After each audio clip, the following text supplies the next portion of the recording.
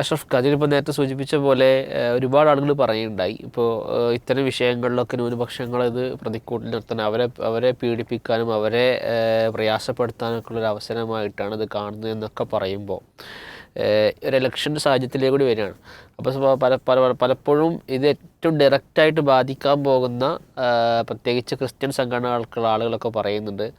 അതിൻ്റെ നേതാക്കന്മാരൊക്കെ പുറത്തു വന്ന് പറയുന്നത് ഇത് ഇലക്ഷൻ മുന്നിൽ കണ്ടുള്ളൊരു നീക്കിവെപ്പാണ്. തൽക്കാലം ഇത് ഞങ്ങൾ മൂവ് ചെയ്യുന്നില്ല, ഞങ്ങളിത് നിയമമാക്കി കൊണ്ടുവരുന്നില്ല, അത് തൽക്കാലം സ്റ്റോപ്പ് ചെയ്ത് വെച്ചിട്ടുണ്ടെന്നുള്ള രൂപത്തിലുള്ള സംസാരങ്ങളൊക്കെ ഉണ്ടാകുമ്പോൾ പറയുന്നത് ഞങ്ങൾ ഇലക്ഷൻ മുന്നിൽ കണ്ടിട്ടുള്ളതാണെന്നുള്ള രൂപത്തിലുള്ള സംസാരങ്ങളൊക്കെ വരുന്നു.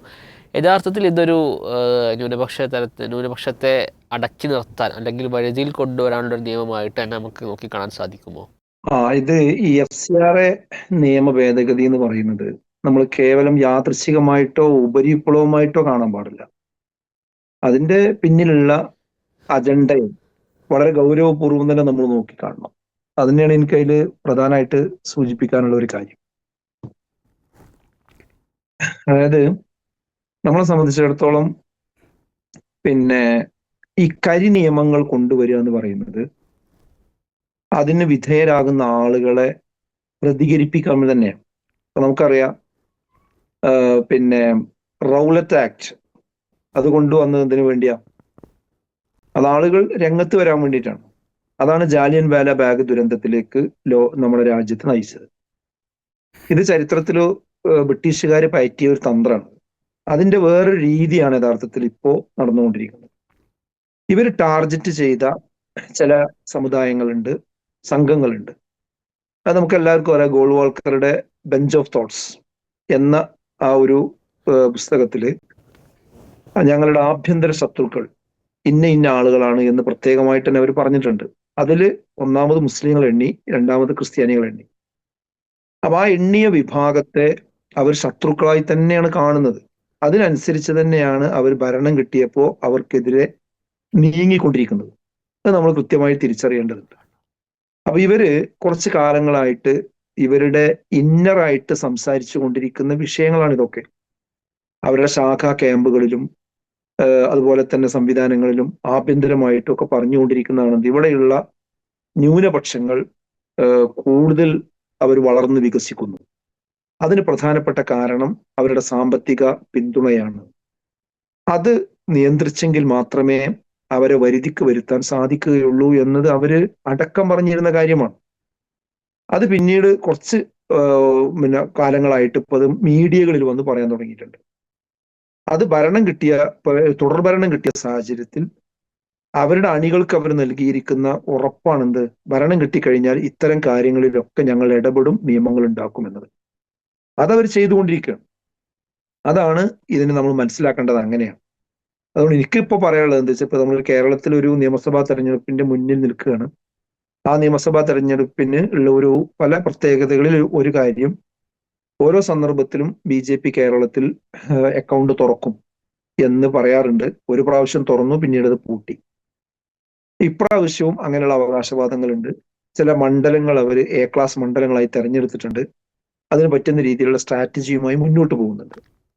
അതുകൊണ്ട് അത്തരം സ്ഥലങ്ങളിലുള്ള ന്യൂനപക്ഷ വിഭാഗങ്ങൾ, കുറച്ചുകൂടെ വ്യക്തമായി പറഞ്ഞാൽ ഇവിടെയുള്ള മുസ്ലിം വിഭാഗം, അതേപോലെ തന്നെ ക്രൈസ്തവ വിഭാഗം, അവർ ഈ കാര്യത്തിൽ ആശയക്കുഴപ്പമുള്ളവരാകരുത് എന്നതാണ് എനിക്ക് പ്രധാനമായിട്ട് സൂചിപ്പിക്കാനുള്ളത്. അതിപ്പോ ചില ആളുകളൊക്കെ സോഷ്യൽ മീഡിയയിൽ നമ്മൾ ശ്രദ്ധിക്കുമ്പോൾ കാണുന്നുണ്ട്, നമ്മളെ കേന്ദ്രത്തിൽ അധികാരമുള്ളത് കൊണ്ട് നമ്മൾ കുറച്ച് അവരോടൊപ്പം നിന്നിട്ടില്ലെങ്കിൽ നമ്മുടെ കാര്യങ്ങൾ നടക്കൂല. അപ്പൊ നമ്മൾ അവരുടെ ആശയം ഉൾക്കൊള്ളുന്നില്ല, അതുപോലെ തന്നെ അവരുടെ സിദ്ധാന്തം നമ്മൾ പേറുന്നില്ല. എന്നാൽ നമ്മുടെ ബിസിനസ്, നമ്മുടെ മറ്റു പല കാര്യങ്ങൾ അതൊക്കെ നടക്കണമെങ്കിൽ അത് അത്യാവശ്യമാണ്.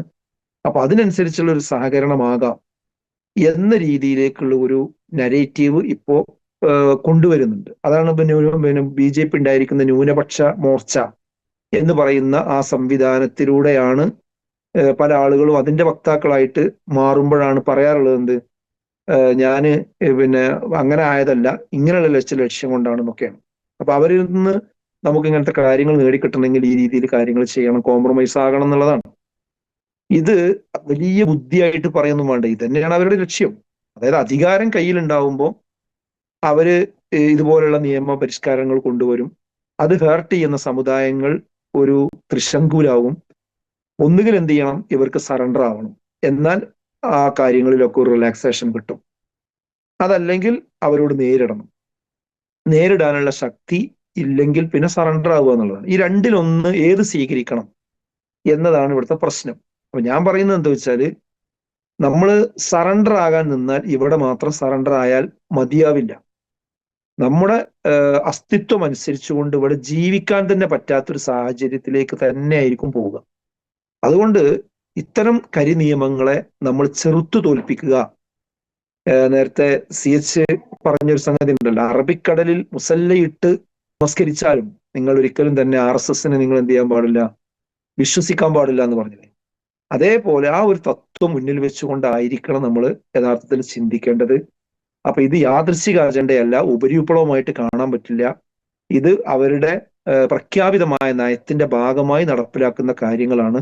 അതുകൊണ്ട് ഈ ഇലക്ഷൻ സമയത്തും നമ്മൾ കേരളത്തിൽ പ്രത്യേകിച്ച് ക്രൈസ്തവ സമൂഹം പ്രത്യേകം ശ്രദ്ധിക്കേണ്ടത്, നമുക്കറിയാം, ഞാൻ നേരത്തെ പറഞ്ഞു, വഖഫ് ഭേദഗതി നിയമത്തിലൂടെ മുസ്ലിങ്ങളുടെ അസറ്റ് പിടിച്ചെടുക്കാനും ഈ FCRA അക്കൗണ്ട് നിയമ ഭേദഗതിയിലൂടെ കൂടുതൽ സ്വത്തുള്ളത് ക്രൈസ്തവർക്കാണ്.